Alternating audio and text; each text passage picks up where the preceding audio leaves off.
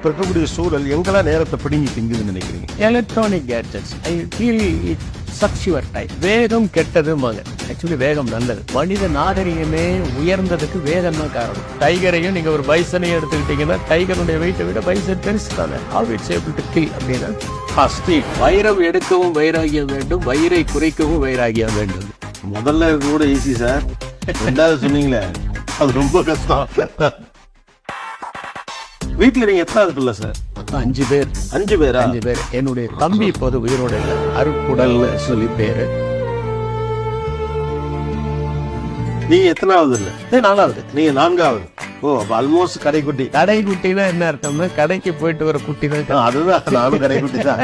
இந்த பேரை மட்டும் கொடுத்துட்டு எல்லா வேலையும் நம்மளே வாங்குவோம். அப்ப ஒவ்வொரு பேச்சுக்கும் அதற்காக பிரத்யேகமா ப்ரிப்பேர் பண்ணுவீங்க? நமக்காக ஒரு 1000 பேர் வந்து உட்காந்துருக்காங்க. நமக்கு 1 மணி நேரம் 1000 மணி நேரம்.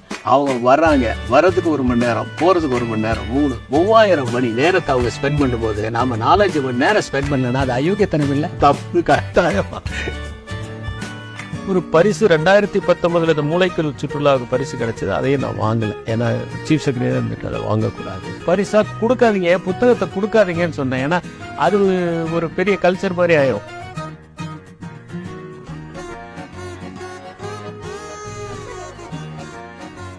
இப்ப இருக்க ஜெனரேஷன், நான் சொல்றது அடுத்த ஜெனரேஷன் மேல கம்ப்ளைண்ட் அந்த புது தளத்துல நான் சொன்னதில்ல. ஏன்னா ஒரு மனுஷன் இவ்வளவு பெரிய ப்ரொஃபைல்ல இருக்கிறப்ப இவ்வளவு பண்ண முடியுதுன்னு கேட்டா அவருக்கு அந்த அவருடைய நேரத்தை என்ன செய்யறதுன்னு எங்கேயோ தெரிஞ்சிருக்கு. அப்ப இப்ப இருக்கவங்க அது இப்ப இருக்கக்கூடிய சூழல் எங்கெல்லாம் நேரத்தை பிடுங்கி திங்குதுன்னு நினைக்கிறீங்க? ஒன்று வந்து இதெல்லாம் செய்ய வேண்டாம், எலக்ட்ரானிக் கேட்ஜெட்ஸ். அது ஒரு முக்கியமான ஒரு விஷயமா நினைக்கிறேன். ஏன்னா I feel it sucks your time. ரெண்டாவது ஆர்கனைஸ்டா படிக்கிறதுன்னு ஒண்ணு இருக்கு இல்லையா? அது ஒரு ஆர்கனைஸ்டா நீங்க படிச்சீங்கன்னா. மூணாவது, நான் எப்பவுமே சொல்றது, இந்த மனிதனுடைய எவல்யூஷன்ல, இது நானா கண்டுபிடிச்ச தியரி கிடையாது, மனிதனுடைய எவல்யூஷன்ல மனிதன் ஏன் ப்ராக்ரஸ் ஆனா அப்படிங்கிற ஒரு விஷயத்தை நீங்க கொஞ்சம் கூர்ந்து கவனிச்சீங்கன்னா, மற்ற விலங்குகள் எல்லாமே, இப்போ ஒரு சிங்கம் இருக்கு, அந்த சிங்கம் தன்னுடைய குட்டிக்கு காட்டை பத்தி ஒரு டியூஷன் எடுக்க முடியாது. இந்த குட்டியாதான் கத்துக்கணும். It has to learn on its own. மனிதனை பொறுத்த வரைக்கும் என்னன்னாக்கா, மனிதன் அடுத்த ஜெனரேஷனுக்கு தான் பெற்ற அறிவை டிரான்ஸ்ஃபர் பண்ணிட்டு போறான். மனிதனுடைய மிகப்பெரிய பிளஸ் பாயிண்ட் இன்னைக்கு என்னன்னா, எல்லாரும் என்ன சொல்லுவாங்கன்னா வேகம் கெட்டதுமாங்க. ஆக்சுவலி வேகம் நல்லது. மனித நாகரிகமே உயர்ந்ததுக்கு வேகம் தான் காரணம். ஒரு புக் இருக்காது என்னன்னாக்கா, it is the not the big that eats the small, but it is the fast that kills the slow. பெரிய விலங்கு சிறிய விலங்கை கொல்வதில்லை, வேகமான விலங்கு தான் வேகமான விலங்கை வீழ்த்துகிறது. இப்ப நீங்க பாருங்க, இப்ப சீட்டா இருக்கு, அது வந்து ஒன்னும் பெருசு கிடையாது. இப்ப டைகரையும் நீங்க ஒரு பைசனையும் எடுத்துக்கிட்டீங்கன்னா டைகருடைய வெயிட்டை விட பைசன் பெருசு தானே, ஜிராஃப் பெருசு தானே ஒரு லயனை விட. How it's able to kill அப்படின்னு ஃபாஸ்ட். அது மனிதன் என்னன்னா நேரத்தை உருவாக்கினான். எப்படி உருவாக்கினான்? ஒரு சிங்கம் வந்து அதே மாதிரிதான், அதே மெத்தட்ல தான் இன்னும் வேட்டையாடுது. மனுஷன் அப்படி கிடையாது. ஃபர்ஸ்ட் கல்லாயுதம் செஞ்சான், அடுத்தது வந்து கத்தி செஞ்சான், அடுத்தது அம்பு செஞ்சான், துப்பாக்கி செஞ்சான். ஸோ அவனுடைய அந்த ஸ்பீட் அதிகரிச்சுட்டே போகுது. அப்ப ஒரு குறிப்பிட்ட விஷயத்தை செய்வதற்கு எடுக்கக்கூடிய கால அவகாசத்தை குறைச்சிக்கிட்டு தான். இப்ப நீங்க எல்லா விஷயமும், நம்மளுடைய விஷயங்கள் எல்லாமே நேரத்தை உருவாக்குபவை தான். உங்களுடைய போன் நேரத்தை உருவாக்குது. ஒரு தபால்ல வர விஷயத்த வாட்ஸ்அப்ல நீங்க படிச்சிடலாம். நேரத்தை உருவாக்குகிறது. நேரத்தை உருவாக்குவதற்கு இப்போது நிறைய சாதனங்கள் வந்து விட்டன. நேரத்தை பயன்படுத்திக் கொள்கிற மனநிலை நமக்கு வர வேண்டும். ஆனா நேரத்தை உருவாக்குறதுக்கு வந்த சாதனங்களை வச்சுதான் நேரத்தை வேஸ்ட் பண்ணிட்டு இருக்கோம்.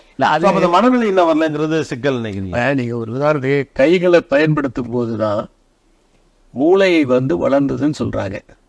கைகளை பயன்படுத்த உடைக்க உடைக்கதான் மனுஷனுடைய மூளை வந்து 400 கிராம் இருந்தது, இப்ப 1400. சிம்பன்சிலாம் 400-450 இருந்தது, நமக்கு 1400 கிராம் இருக்குன்னு சொல்றாங்க.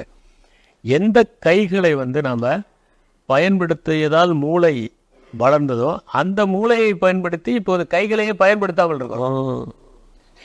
நல்ல கணக்கு. அந்த மாதிரி தானே கான்டெம்பரரியில சில யதார்த்த பலகீனங்களும் இருக்கு. ஒரு மனுஷனால இவ்வளவு இருக்கு. ஓகே, நான் ஜன்னலை திறந்தனா அவ்வளோ இருக்கு, நான் எப்படி இதெல்லாம் எனக்கு வேண்டாம் அந்த இடத்துலதான். அதுதான் நான் இப்போ சொல்றது என்னன்னா, வைராகியம் ரொம்ப முக்கியம் இல்லையா? அதை நான் விளையாட்டு போல சொல்லுவேன். நான் வைரம் எடுக்கவும் வைராகியம் வேண்டும், வயிறை குறைக்கவும் வைராகியம் வேண்டும்.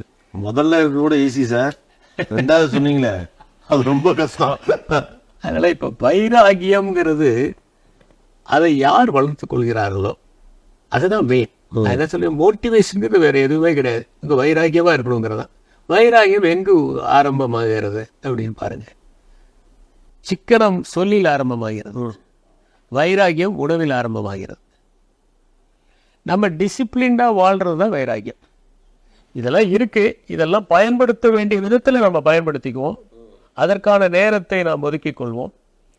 மற்ற நேரங்களில் நம்ம என்ன இலக்குங்கிறது அதை இன்னொரு முறை நான் பல இடங்களில் சொல்லியிருந்தாலும் நான் நிறைய வாசகர்களை நீங்கள் அடையிறதுனால நான் சொல்லக்கூடியது, வாழ்க்கையில் ஒரு நோக்கம் இருக்கணும். உங்களுடைய நோக்கம் என்னென்னா, இப்போ இந்த பிகைன் வுட்ஸில் நீங்கள் என்ன இப்போ இன்டர்வியூ பண்ணுறது உங்கள் நோக்கம் கிடையாது, இது இலக்கு தான். நோக்கம் என்ன? நோக்கம்ங்கிறது என்னன்னா, இது மூலமா இளைஞர்களுக்கு ஏதாவது ஒரு விழிப்புணர்வை ஏற்படுத்த முடியுமா, அதுதான் உங்களுடைய நோக்கமா இருக்க முடியும். ஒரு பரந்துபட்ட நோக்கத்தை இந்த இளைஞர்களுக்கு நாம் ஏற்படுத்துகிறோமா? எப்போ ஏற்படுத்துறது? எங்களுக்கெல்லாம் சமூகத்தின் பால் ஒரு அக்கறை, சமூகத்திற்காக நாம் பணியாற்ற வேண்டும் என்கிற அக்கறை கல்லூரி காலத்தில் ஏற்பட்டது. அந்த நோக்கத்தை நீங்கள் ஏற்படுத்துகிறீர்களா அப்படிங்கிறது ஒரு முக்கியமான விஷயம். பட் சமூகம் மாணவர்களையோ அல்லது இளம் தலைமுறையோ ஒரு நோக்கத்தை நோக்கி நகர்த்துதா? ஏன்னா கம்ப்ளீட்லி ஒரு கன்சூமரிக். அதை தான் நான் முதல்ல இருந்து சொல்றேன். இதை நாம செய்தால் நீங்க இதை எல்லாத்தையுமே ஈஸியா செஞ்சிடலாம். ஏன்னா அதுதான் மெயின். ஆனா சூழல் அப்படி இருக்க மாதிரி தெரியல. அதுதான் அதை உருவாக்குவது நம்முடைய கடமை. நாம் எல்லோரும் சேர்ந்து அது பணியாற்றணும். இது ஒரு தனி மனிதர்களால் இல்லை. இப்போ நீங்க மீடியா should also work. உங்களை மாதிரி இண்டிவிஜுவல்ஸ் ஒர்க் பண்ணணும்.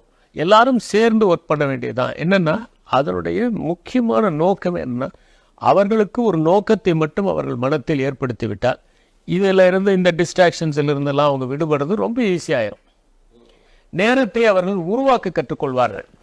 நேரத்தை உருவாக்கி அந்த நேரத்தை செம்மையாக முதலீடு செய்ய தொடங்கி விடுவார்கள். அந்த முதலீடு செய்வது தான் முக்கியம். எதில் முதலீடு செய்கிறீர்கள்? ஒரு பக்கம் நேரத்தை உருவாக்கி நோக்கம் அவங்களுக்கு அடைந்து ஒரு முதலீடு செய்தல்ங்கிறதுலாம் கடைசியில் ஓவரால் மார்க்கெட் எப்படி இருக்குன்னு கேட்டால், நீ வா, படி, சம்பாரி, செலவு பண்ணு, என்ஜாய் பண்ணு. ஆக்சுவலாக உங்களுக்கான நோக்கங்களையே கொடுக்காம இருக்கு. இது ஒரு சோஷியலாகவே சிக்கலாக இருக்குன்னு நான் பார்க்குறேன். நீங்கள் இந்த ஆனி லியோன் எழுதியிருக்கிற புக்கை படிச்சிருப்பீங்க, பொருட்களின் கதைன்னு. ஒரு அற்புதமான புத்தகம். அதில் என்ன, கடுமையாக அமெரிக்காவில் எல்லோரும் உழைக்கிறார்கள். உழைச்சிட்டு வீட்டுக்கு வந்தோடனே என்ன பண்ணுறாங்கன்னா, டிவி பார்க்குறாங்க, டிவியில் வரக்கூடிய விளம்பரங்கள் பார்க்குறாங்க, அந்த பொருட்களை வாங்கிறதுக்காக அவங்க போகிறாங்க. இந்த மினிமலிஸ்டிக் தேரிங்கிற மாதிரி இப்போ ஒவ்வொரு வீட்லேயுமே என்றைக்காவது ஒரு நாள் பயன்படுவதற்கான பொருட்கள் 25% இருக்குது. அது வருஷத்தில் ஒரு நாள் பயன்படுமோ என்று வாங்கி வைத்த பொருட்கள். அப்போ நீங்கள் என்னென்னா, இந்த உங்களுடைய எல்லா விதமான இந்த டிஸ்ட்ராக்ஷன்ஸு, எல்லா விதமான உங்களை இது பண்ணக்கூடிய மனநிலையிலிருந்து அவர்களை ஒருங்கிணைப்பதற்கான முயற்சி அப்படிங்கிறது ஒரு மிகப்பெரிய முக்கியமான பணியாக இருக்க வேண்டும். அந்த பணியை செய்வதும் இந்த காலகட்டத்தில் மிகவும் தேவைப்படுகிறது.